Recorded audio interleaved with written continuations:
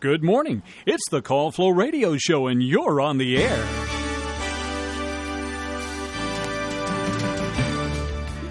Well, you can be if you give us a call at 434-394-0924. That's the number for the Call Flow Radio Show on this Friday, August 30th.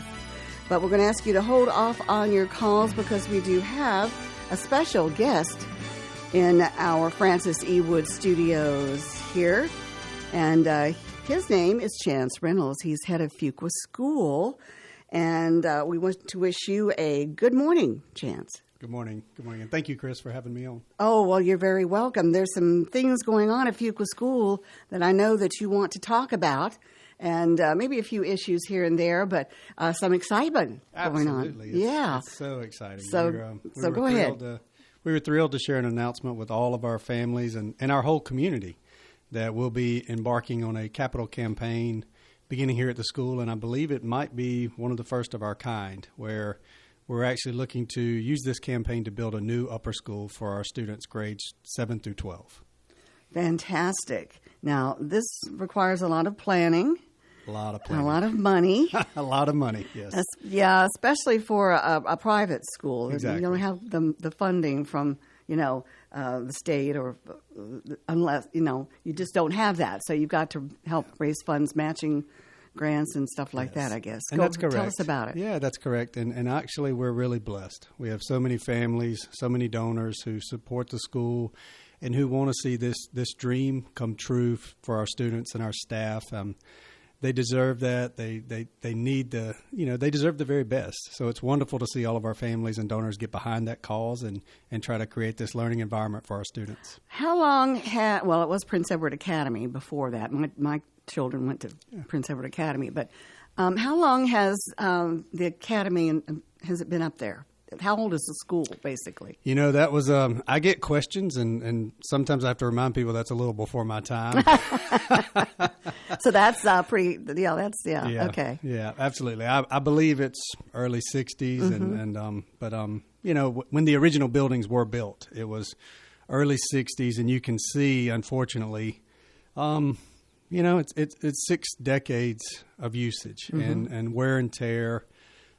Maintenance issues, and we're very grateful. We're very grateful that we've had these buildings, but at the same time, it's an opportunity for us to have a new learning environment for our students. How much money do you need to raise? Our campaign is $6 million, and I will say, I'm again so thrilled to be able to announce that we've received donations and pledges now for $2.5 million. So we're definitely getting close to the halfway point. And that way we feel pretty comfortable. We have a committee that we feel comfortable enough that we can start some construction this year. So our students and our staff and our families will see, for instance, there'll be construction fencing going up in areas of campus where the construction will be held. We'll actually see some demolition of some older buildings that need to be removed so that we can build in those exact spots. So what are you going to do with the students? Well, the wonderful thing is and you know this too from your own children going to school there, we have the luxury of having a campus that's 64 acres. It's actually a huge campus. Right. And the great thing is that our buildings, again, are being maintained, and we're able to have classes now without any disruptions. So our plan is that eventually when the building is built, we hope to finish it in, a summertime type setting so that our students could actually just sort of, to use the word, they walk across the street into their new classrooms on the first day of school. Oh, wow. That's great. Yeah, it's really great. It's a luxury that not every school has. So we're really blessed by that opportunity as well. So you're going to house them in what kind of temporary classrooms? Or No, not at all. Not at all. Not at all. They're and again, that's the thing is the buildings we have now are functional. And again, our classes are being held. I teach every day in the classrooms. Do you really? Oh, absolutely. Okay. I teach an English class, and I love it. It gives me an opportunity to build relationships with the students, and I get to teach them some communication skills that they'll use for the rest of their life. So that is a fun thing. Yeah. Plus, with technology the way it is these days, you probably need to do some upgrading there as well. Yeah. Well, we've actually been blessed there. We do so much to try to stay ahead of the curve on that as well. Well, that's good. All of our students, we have a 1-to-1 policy. We provide laptops for every student. All of our classrooms are equipped. For instance, I have I have a screen that I can pop something up right off my laptop right there if I want to. We actually did a speech the other day. We were studying speech writing. And so I was able to show a speech, and the students made notes directly from YouTube, and I could put it right there on the classroom where the students could watch it. Oh, right. Okay, well, that's pretty cool. That's pretty exciting, actually. Now, how long do you think that this is going to take? It said something about 3 years. Yeah, people ask me that question, and I'm one that you will learn. I like to under-promise and over-deliver. So for me, there's really two factors. Number one is, there's some things that are out of our control, such as moving electricity, internet, site work. Those things, again, construction companies, it takes a while for that to fall into place. So again, that's out of our control. But I do understand that once the construction begins, it moves rather quickly after that. So we're excited about that. So once we get the site work, electrical work, everything done to where we're ready to start construction, apparently it'll move pretty quick. Of course, you let out. Do you issue out bids for the construction? We've met with many builders over this period of time. This is something we've worked on for. It's been something we've looked at and talked about quite a bit. Our board has for the last several years. So we've been able to speak to many architects. We've been able to look at many different designs. We've been able to speak to many construction companies. Again, and those questions you asked are the same we asked. How long would this take once construction starts? What all is necessary? And it's been an educational process. I will say, when you're building a structure of that size.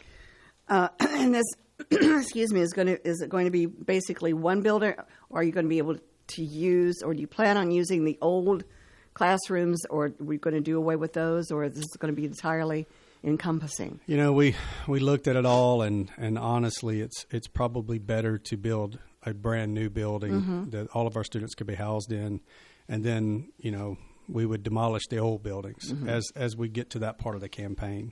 The gym would remain the same. The gym is the gym is outstanding. Yeah, you spent a lot of money with new bleachers and stuff like that. And it's gorgeous inside. Yeah, it is. Yeah. It is. And again, we're blessed to have that facility. And what about the G. Price Center? And it will remain G. Price, because our students, actually, that's our cafeteria. So our students eat lunch there every day, and so that will remain the same. There'll actually be a colonnade where our students will actually walk into G. Price through the glass doors to eat lunch every day. Oh, that'll be nice. Yeah, it'll be really nice. Yeah. And we'll have some outdoor seating. Our seniors get a special privilege. They get to eat outside. So that works out great for them, too. Well, that's wonderful. Well, how long have you been at the head of Fuqua School? How many years? So I just completed my 4th year. So now I'm beginning my 5th year. Yep. And right. time flies when you're having fun. It is really going quickly. It does. Well, are you a Farmville native, or do you come from other places? I grew up in a little town in South Georgia. So the other day when it was so hot, actually, somebody said, "Man, it's so hot." And I said, "Well, this was Thanksgiving Day where I grew up."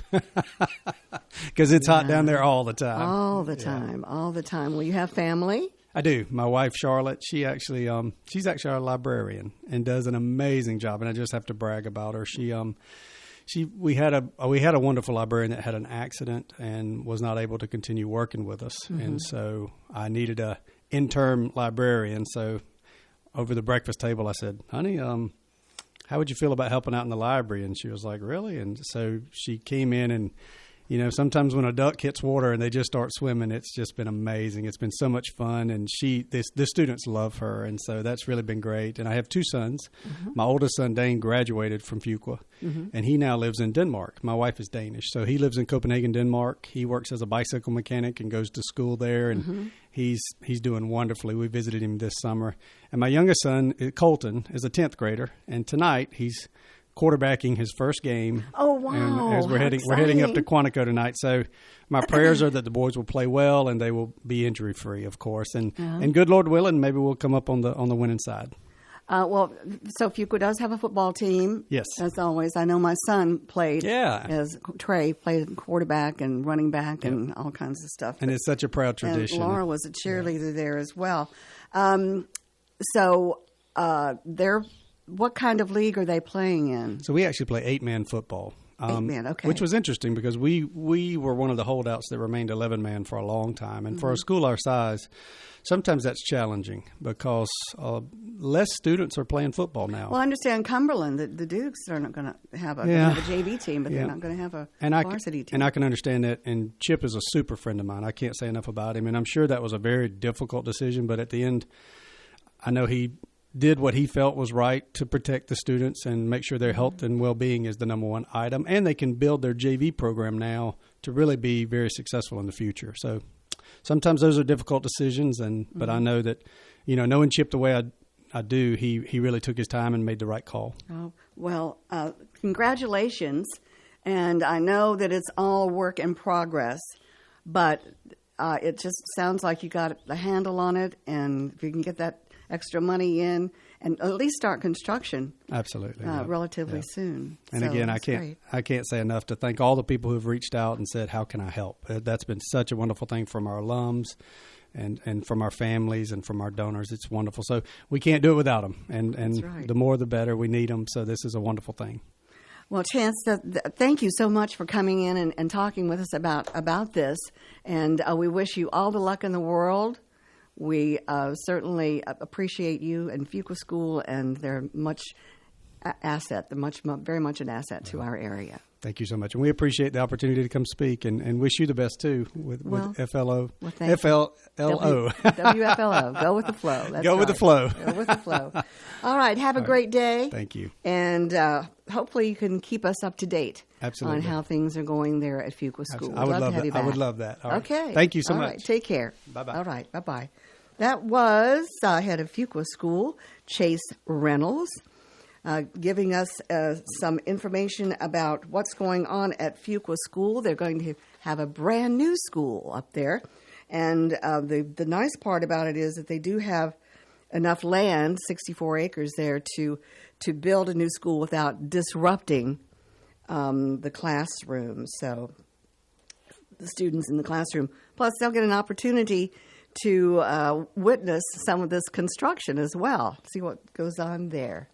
Our time is 21 minutes after 8 o'clock. You're listening to the Call Flow Radio Show.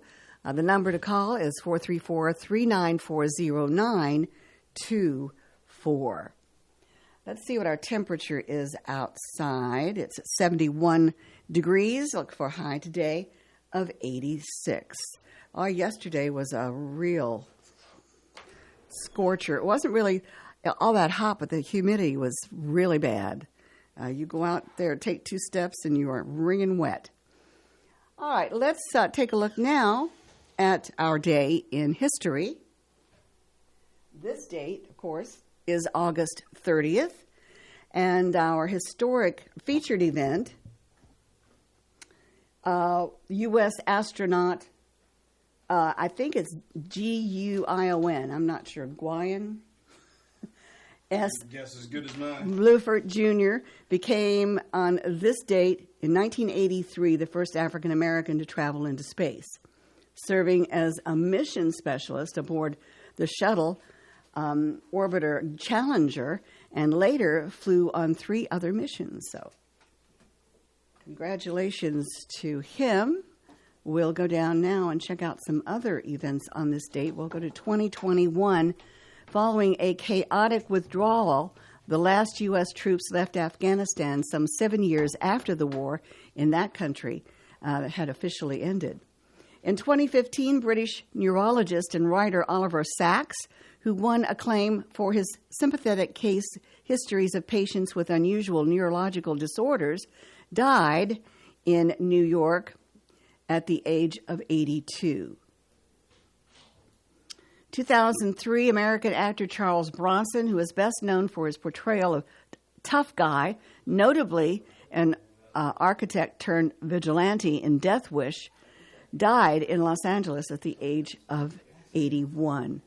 1993, Late Show with David Letterman, which offered an innovative and frequently off-the-wall approach to the talk show format, debuted on CBS. Letterman's previous show, Late Night with David Letterman, from 1982 to 1993, it aired on NBC. 1918, we were going way back. Soviet leader Vladimir Lenin was shot twice in an unsuccessful assassination attempt.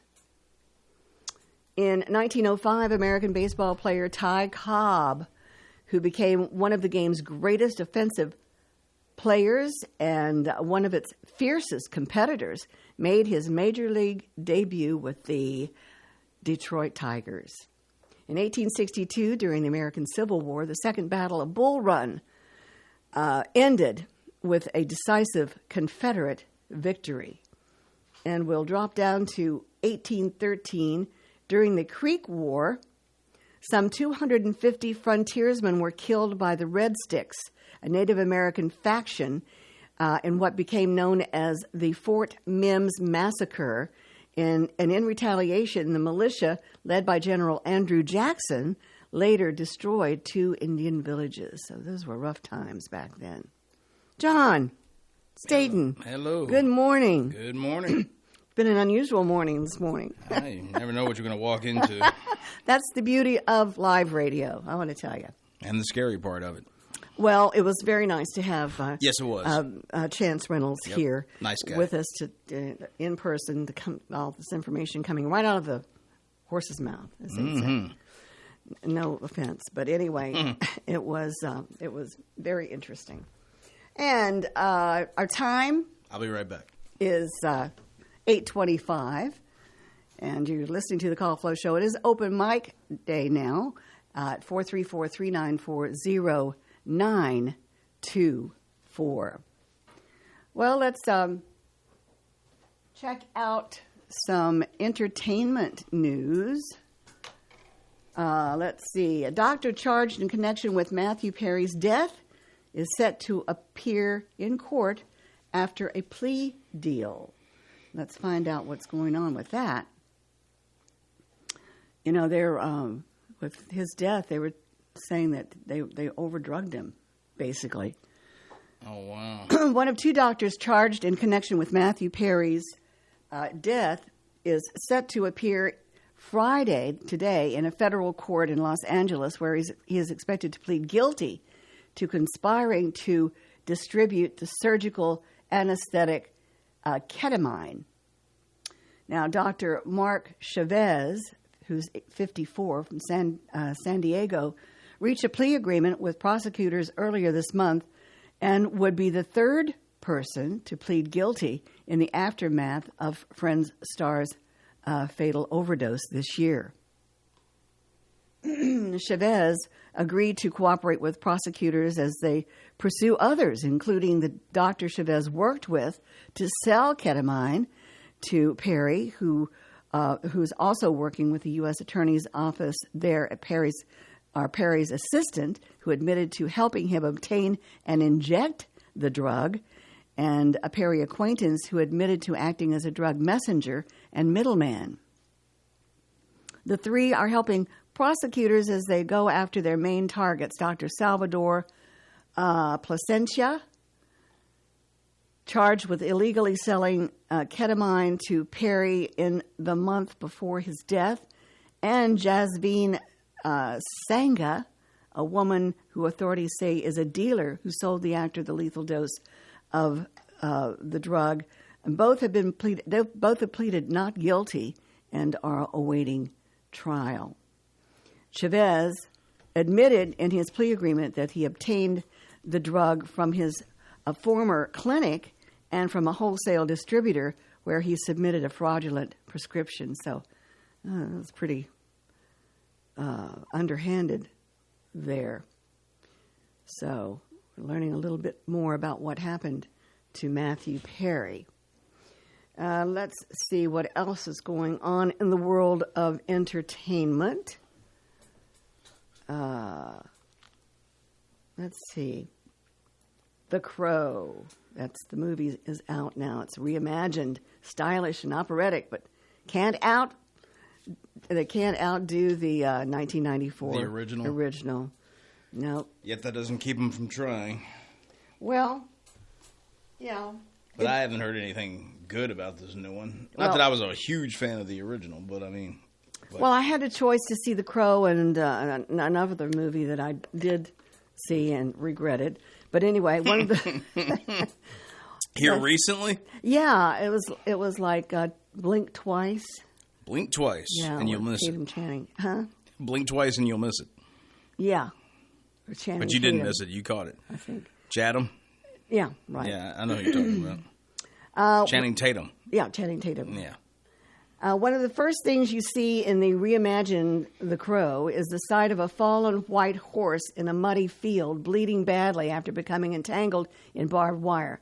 Oh, that would set me off completely. I would just leave. It's a metaphor, of course, and a chunky one at that, or clunky one, a powerful image that doesn't really fit well and is never explained. Why would somebody want to do that?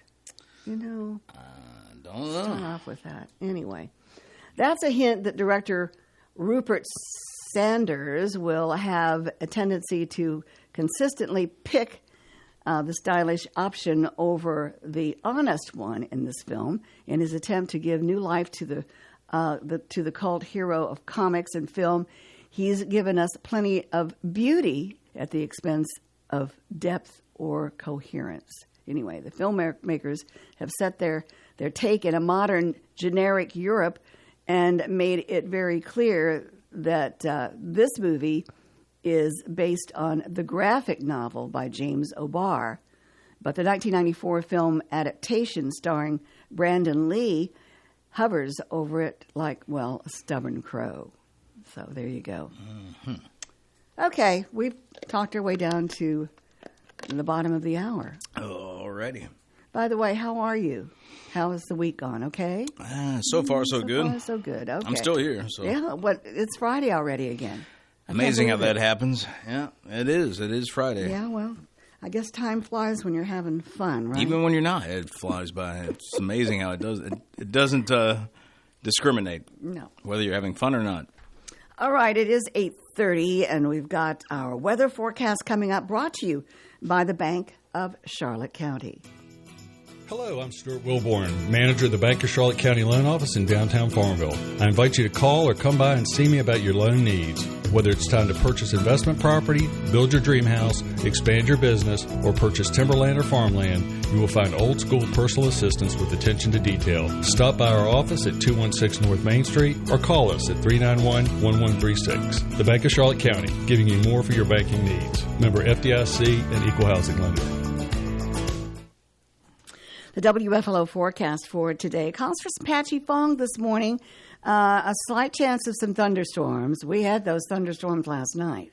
Did you have it bad where you were early at? this morning, about 3 o'clock. Oh, 3 o'clock this morning? There was one. There was one earlier that kind of passed by, but the lightning was really a show. Okay. It really was. You would have thought that I heard that. Maybe I was too busy in my Mannix episode. That would have been. That was at 2 o'clock this morning. I had one of those nights where I couldn't sleep. So Mannix was on, and Okay. hence I watched that. Okay. Dun, dun, dun, dun, dun, dun. Yeah. All right. Let's get back to the weather. We can talk about that Okay. in a little bit.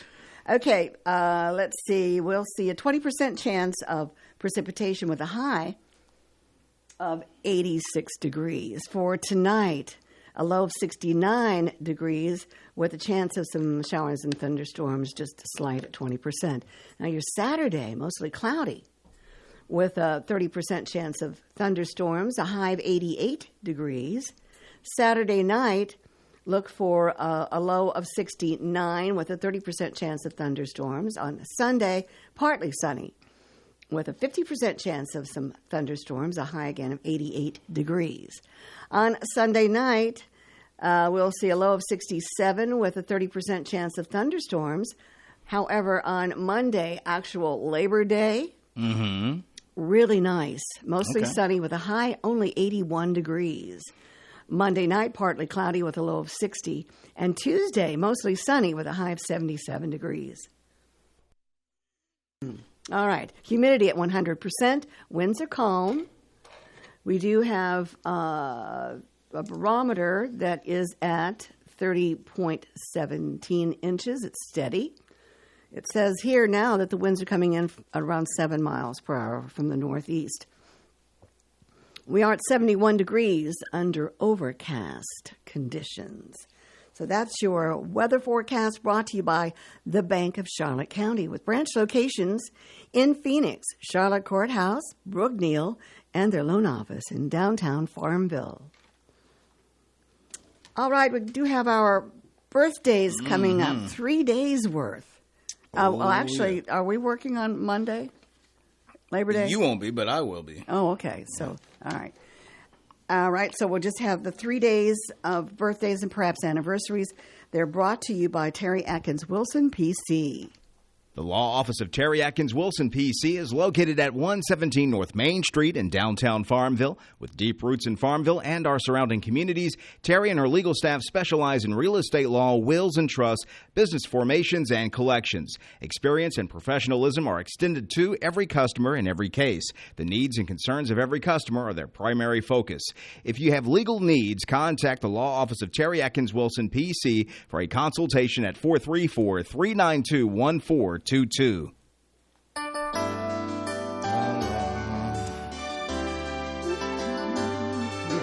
all right. That is your cue, John, to take it away. Okay. All right. Happy birthday going out to Aiden Dumond, Hope Warrington, Becky Covington, Carlos Hernandez, and my sister, who happened to stop by here the other day earlier this week. Yep, Jennifer Taylor of Buckingham having a birthday today. All right. Happy birthday, Pooh. Oh, is that what you call her? Back in the day, that was the nickname. Love it. I don't know if she loves me saying that, but anyway. So those are the ones we have for today. Then tomorrow, which would be technically the last day of this month. That's right. 31st, Saturday, and we have celebrating Michelle Blevins Schaefer. And then we've got Austin Coteau, the last name on the 31st. Coteau? Courteau, I would say. Coteau. Courteau. It sounds like it's French. We will. Now, let's see. Oh, we still got some more. Will Robertson of Concord and Amy Allen Hintz, or Heinz, Hintz. I would say Heinz. Heinz. Not like Heinz ketchup. Heinz. Heinz. Yeah. Of Powhatan. Amy Allen Heinz of Powhatan having a birthday on the 31st. Now we got to flip the page since August is no longer, well, it won't be. And then Sunday, which will be the 1st of September, we have celebrating Susan F. Arthur and Amelia Kear, Kear. That's what I'm going with. And then, there you go. And then we'll have to make the donuts on Monday. Have to make the donuts. Somebody's got to be here to make the donuts. Oh. Okay. I'll be here to make the donuts. Oh, you? All right. More than likely. Sounds I haven't good. planned to be off or anything like that. All right. When I hear the word Labor Day, that means I have to work. Oh, well, the work. I take labor literally. The work will be making the donuts. Yes, it will be. Already made the donuts. And I do believe that's it that we have. If you want to add, like I think we're going to get right now, 434-394-0924, or birthdays at WFLO.net, and I'll let you answer the phone. All right. We will answer the phone. Good morning. You're on the Call Flow Show. Good morning. I'd like to put a name on the birthday calendar for September the 1st. Oh, that's Sunday. Okay. Yes, Olena Tyree of Cumberland. Olena. Yes, Tyree Of Cumberland. of Cumberland. Okay. Yes, Sunday. We got Thank it. you. You're very welcome. Okay. Have a good day. Bye-bye. Okay. We had another birthday. You were psychic. Olena. Well, that usually happens when I'm doing it and I see the phone ring. That usually means Tyree. Olena Tyree of Cumberland. That'll be Sunday, right? Yep. We just want to mention for the right legal advice, visit Terry Atkins Wilson, PC, on Main Street in Farmville. A not very good sponsor of our birthdays. Very, very much so, anniversaries. yes. All right. Our time is 8:38. And we've got open lines again at 434-394-0924.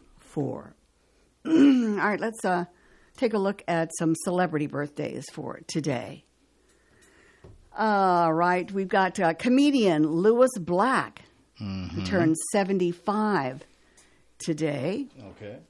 And he appeared as a professor in an episode of The Big Bang Theory. All right. You know that's what he appeared in. Lewis Black. Mm-hmm. All right. Actor Michael Chiklis is Yes. 60 today. He was the commish, if I believe. Kind of bald, stocky white guy. Yep, he is. He was the commish, yes. He has directed episodes of The Shield and Vegas. He was also in, back in the day, he did two Fantastic Four movies. He was the Thing, the rock guy. Oh, okay. Yeah, he looks Under like all he that would be makeup, big you enough. couldn't tell it was him, but it was him. Yeah. He looks like he could play, a Hulk type. Oh, guess who else has a birthday today? Actress Cameron Diaz. Aha. Yep. And she made her film premiere in The Mask That's right. in 1994. I forgot it. Jim Carrey. Who else? TV host Lisa Ling turns 50 today. She's appeared as a panelist in dozens of episodes of Hollywood Squares. Do you remember that show? Yeah, that was not one I would watch as much, but I do remember the show, which was like basically tic-tac-toe, but they'd call on the stars and ask a question. You would have to say whether they were telling the truth or not, or if it was wrong or right or whatever. Now, I remember the actual tic-tac-toe show with Wink Martindale. And I do. And that one I liked because when I was a little kid when that was on, and if you got it wrong, that dragon would show up. And I thought the dragon was cool. Yeah, I forgot about the dragon. Yeah. I think dragons are cool. Well, singer Bebe Rexha is 34 today. She once appeared as a guest judge on RuPaul's Drag Race All-Stars. Interesting. That is interesting. Okay. All right, more celebrities today. Actor Elizabeth Ashley is 84. I don't She's know a the British name. actor. She's Okay. 84. Maybe that's why I didn't know the name. Yeah. Actor turned politician Ben Jones of the Dukes of Hazzard Cooter. is 82. Affectionately known as Cooter on Dukes of Hazzard. He was the garage guy. Okay. Yeah. All right. Actor John. Sorry. That's all right. It tickles me. Actor John Caney, Kani, of Black Panther is 81. Never saw that. Cartoonist R. Crumb is 80. Okay. Actor Timothy Bottoms of films The Last Picture Show, TV's The Paper Chase is 72. Jazz saxophonist Gerald Albright is 66. Actor Michael Michelle of ER, we always called it Homicide: Life on the Street, and that was another show that he was in, is 57. Country singer Sherry Austin is 52. Guitarist Lars Fredrickson of Ranson is 52. Singer-guitarist Aaron Barrett of Real Big Fish is 49. Actor Michael Gladys of Reckless and Mad Men is 46. And I think that's about it. That's Sherry Austin. That might be Cherie Austin. I'm not sure. I'm trying to go back into my years of country radio. I want to say that that's how he said her name, but I don't remember if that was right or not. I don't remember. It's been a while. Well, it could be. It's been a day or two. Sherrie. Whatever. Cherie.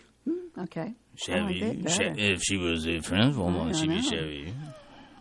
Could be just the way you spell it or True. Pronounce it. But anyway, so those are our famous birthdays for today. You got anything over there as far as oddities? Not really oddities at this moment. High school football starts this evening. So all the games are this evening, roughly 7 o'clock. It looks like for most of the schedules. I'm just picking out random ones here. Let's see. I know Fuke was playing. Obviously, Prince Edward is playing. Is it Chatham? Mm-hmm. All right, and so that's 7 o'clock.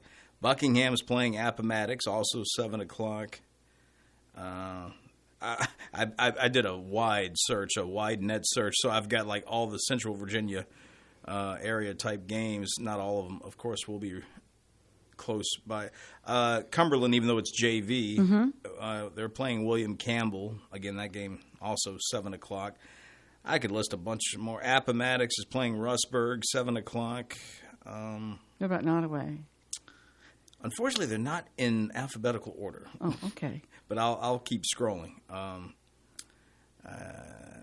You got Nelson County taking on Randolph Henry at 7. You're asking about Nottoway. I will keep looking. Well, it's all right. It just popped up into my. But I heard you said your son used to play. Yes. So you must have attended many a football game back in the day. Well, Trey played. Like I said, he was quarterback and I think not a linebacker, but end. He ran fast. He was like a defensive end? No. Yes. No, offensive. Offense. Yeah. So maybe he was a receiver. Could have been. Okay. Or a tight end. Tight end. Tight end also catches and blocks. Yeah, his number was number 10. Okay. And Laura, my daughter, she played too? No, she was a cheerleader. Oh, I was going to say she strikes me more as a cheerleader type. She was a cheerleader there for. Yeah, I've got a really cute picture of her sitting on Trey's knee, in their uniforms. Right. So cool. Those were the days, man. Alta Vista playing. All right, this is as the schedule keeps going. But anyway, those were the current ones I saw right off the bat. I'm not going to get the list is just way too long. In other words, this is the first weekend start. Yeah. High school football is starting this evening. All right. All over. Good luck to all the players. Yep. Everybody stay safe. Don't get hurt. Yeah. Hope for a game of no injuries. Right. Or at least serious injuries anyway. Well, I've got a couple of more birthdays here. The author, Mary Shelley, who wrote Frankenstein, she has a birthday. Ted Williams, the MLB star, Major League Baseball. Bill Daley, who's an actor. Warren Buffett, the businessman. Right.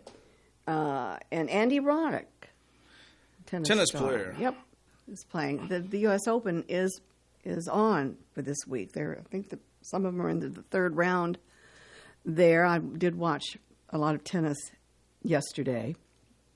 Since it was too hot to be outside. Who do you root for these days? Well, the Americans, the USA has they've got a nice, strong team of players. Really? Because there for a while, like the men's was really suffering. It's been about 30 years since the men have really, U.S. has You dominated. mentioned Andy Roddick. He might have been the last American player that was actually a big deal there for a while. It could be, yeah. Even though he didn't really win but so many championships, but he was probably the last player you would hear about. It's been a drought there for a while for the American men anyway. American women always seem to be doing well, but that was always because of the Williams sisters and whatnot. That's right. And they played for especially Venus, played for a long time. Yeah, well, the two that I've seen play so far that are Americans, his name is Ben Shelton. Okay. And he is big boy. He's tall and he's very muscular. And he's got a lethal serve. So he's one of the Americans.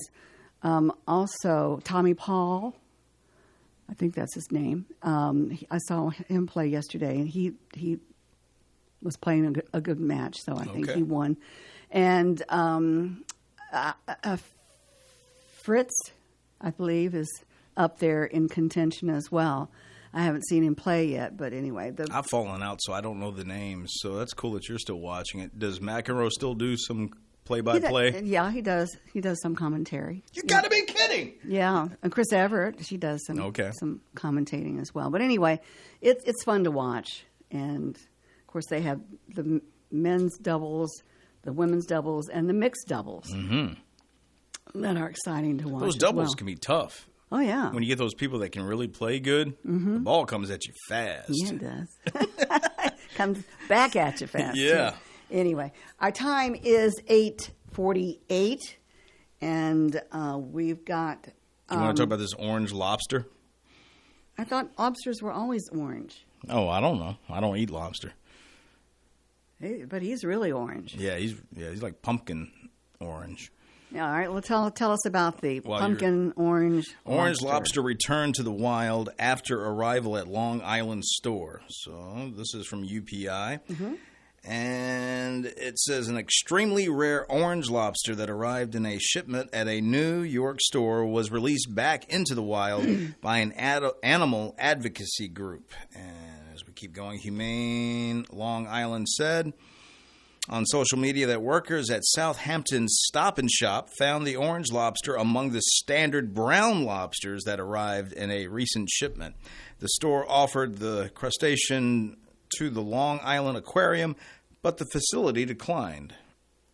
Really? That's what it says. The Southampton Animal Shelter Foundation learned about Pinky's situation. That's the nickname, I guess. Pinky's situation, and contacted Humane Long Island, which reached out to management at Stop and Shop. The lobster, now named Clementine, underwent rehabilitation under the supervision of a veterinarian before being released back into the Long Island Sound. So, just the color of a lobster skin may save him from being dinner. I was thinking that orange lobster. Now I'm thinking about an orange sauce on the lobster. Too late, lady. They throw me back. Oh, man. It's strange how your brain works. Here's one for you. All right. Handing out food and drinks from an ice cream truck is off limits for marijuana businesses in Ohio, according to state regulators. So is it You can get hooked on this, but you can't get hooked on the ice cream. So is an online promotion saying, "Can you take me higher?"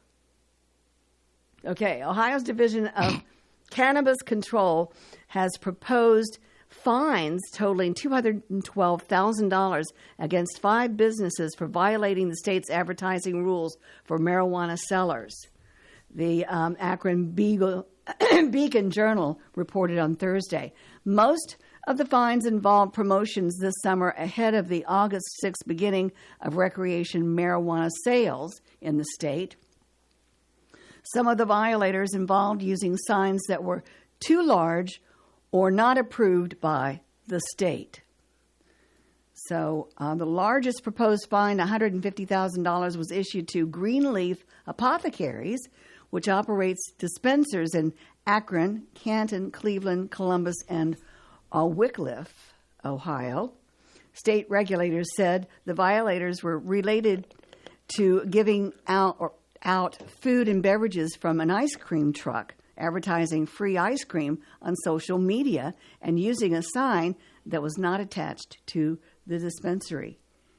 Greenleaf Apothecaries said in a statement that it takes the rules seriously and hopes to reach a resolution with the state. So there you go. Giving out food from an ice cream truck, marijuana. Such as it is, right? Yeah. Yeah. Ben and Jerry now, Ben and Jana, marijuana, whatever. Yep. Yeah. You're right. You got it. Okay, let's see if we can get to some interesting facts here. I'm hoping that I can do that. Escaped ostrich wanders into South Dakota Road. That is a big bird right there. Oh yeah, they're huge. Yeah. Yeah, you don't want to cross them. Travelers on a South Dakota road captured photos and video when they found their path blocked by an escaped ostrich in the roadway. Again, this is from UPI, and now we are saying it's a South Dakota ostrich. I didn't know they lived out that way, but I guess they do. So let's see. What more do we have here? Beverly Frosley Johnson posted a video to Facebook showing the ostrich she spotted just before noon Tuesday near the intersection. And let's see, she wrote the bird, native to Africa, was something you don't see every day. Sioux Falls Police Department Public Information Officer Sam Clemens said the ostrich was one of 2 that escaped from a trailer that was on its way out of state. Wow. Said the owner was able to safely recapture both birds and resume their journey. So everything was good. No injuries to humans or flightless birds were reported. So all ends well that ends well. Okay. All right. All right. We've got some interesting facts coming up since we don't have any calls coming in. We would love to have calls coming in just to say hi or have a safe And we know the Labor Day phones work weekend. because we had someone call in with a birthday. Oh, yeah, I know. That's I'm paying 434-394. attention. 0924 is the number. Let us know if you had any storms around or if you got a lot of rain. I didn't have a chance I to heard a little check bit my before I rain gauge. went to bed. I heard some thunder and stuff, but I didn't really see a whole lot of action other than Mannix. 2 o'clock. 2 o'clock. 2 o'clock in the morning. That's a weird time to be running Mannix, but okay. Well, you know. I went to bed. I did try to go back to sleep when Cannon came on after that. I didn't want to really watch Cannon. Cannon was that fat guy that would always chase down the bad guy. How he did that. He did that, I don't know, Well, without he knew having a heart attack. Supposedly he knew the shortcuts. Supposedly, yeah. Let's hope so. Yeah, that's how he knew. God.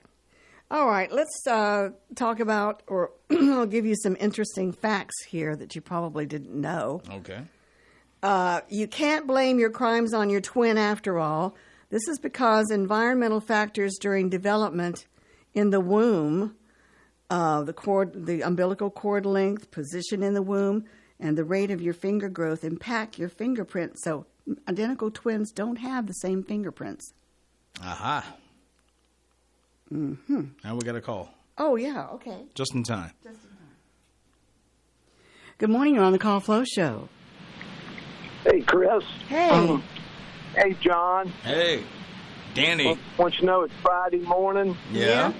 Thank you. We didn't know that. Do what? I'm filling in for the first time. He's filling in for the first time caller. Oh, the first time caller? Okay. I think he's in Maryland, I think. He calls it Maryland. Maryland, yeah. Yeah. That's what I heard. I don't know that I'm qualified to fill in for him, but I'm going to give it a try. Okay. Hey, I was listening to the show this morning. I got up. I just was I couldn't get over it. Old age was kicking me this morning. I got up, and I said, man, I got to take a walk. So I went out on my walk, and it was a real good show this morning. But as I was finishing up the walk, the song that really hit it off for me, and I mean, it was a great song, was Lionel Richie. Uh-huh. And I don't know if he was on his own or was still with the Commodores when that song came out, but it was a great song. It was Commodores. He was with the Commodores. Yeah. Maybe about 8:45. I think I finished up my walk. I'm sorry, 7:45. I think the song was "Just to Be with You." I think is the song that you heard. Yeah. I mean, I had that tune somewhere, and it might have been on 8-track. I'm not for sure.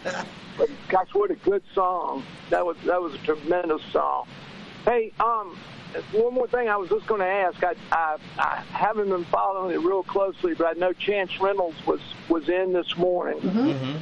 That big capital project.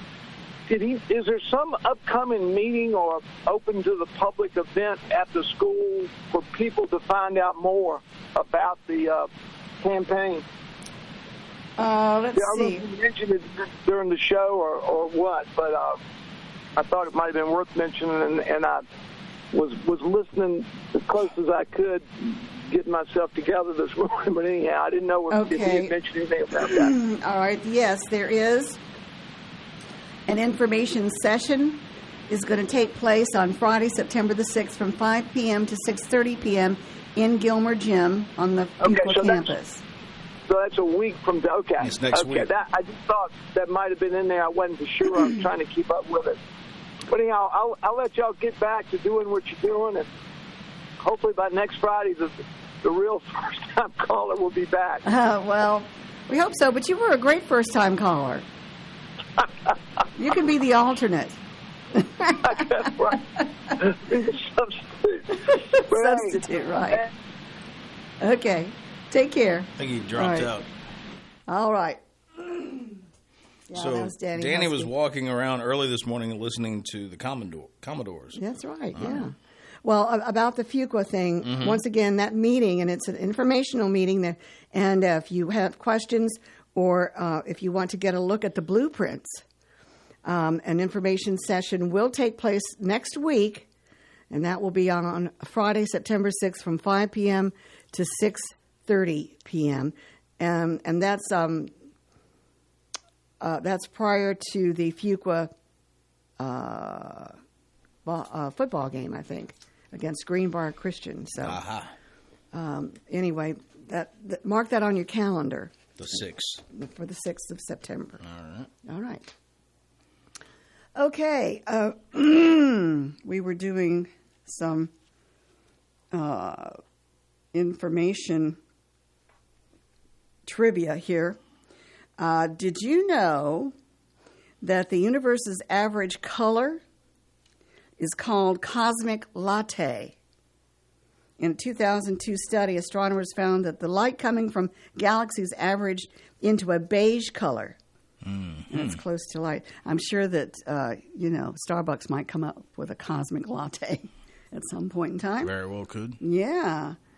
Animals can experience time differently from humans. To smaller animals, the world around them moves more slowly compared to humans. Salamanders and lizards, for example, experience time more slowly than cats and dogs. That's because it takes all day for them to get from one point to the other. You got it. No, this is because the perception of time depends on how quickly the brain can process incoming information. So there you go. I'm bringing on my baby. Yeah. Boom, boom, All right, and our time is about done here. All right. All right, so we're going to end the show. We thank you for your calls. Have a great day, a safe Labor Day weekend. Yep. And we've got news and weather coming up next on WFLO AM.